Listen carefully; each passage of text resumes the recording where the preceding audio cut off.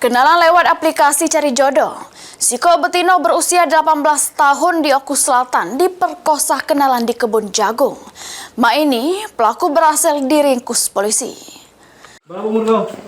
Berapa umur kau? Hah? Belum sekolah kau? Rumah kau di mana? Umur kau?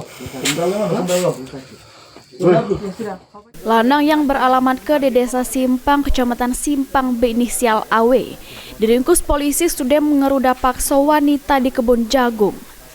Perbuatan itu dilakukannya sesudah keduanya bertemu serta ngabis ke waktu bersama.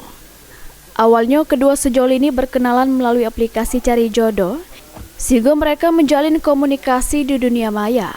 Karena pengen kenalan lebih jauh, pelaku kemudian ngajak korban untuk bertemu sama berkencan. Pelaku ngajak korban menikmati malam dengan gunakan sepeda motor.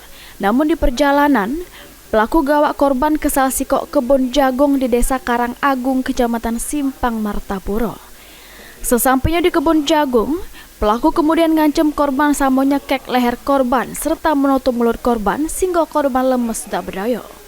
Selik korban yang sudah tidak berdaya, pelaku langsung melakukan aksi bejatnya. Sesudah berhasil menggagahi korban, kemudian pelaku ngantar ke korban balik ke rumahnya yang masih sewilayah dengan rumah pelaku. Korban yang tidak terima perbuatan pelaku, kemudian nyerita ke kejadian tersebut pada wong tuanya, terus melapor ke pihak yang berwajib. Atas perbuatannya, pelaku dijerat dengan pasal tindak pidana kekerasan seksual dengan ancaman 12 tahun penjara. Setelah selesai makan, pelaku mengajak korban berkeliling. Jadi berkeliling menggunakan sepeda motor. Kemudian pelaku menghentikan kendaraannya di tengah jalan, tepatnya di Desa Karang Agung, jadi kebun jagung di Desa Karang Agung, Kecamatan Simpang, Kabupaten Oku Selatan.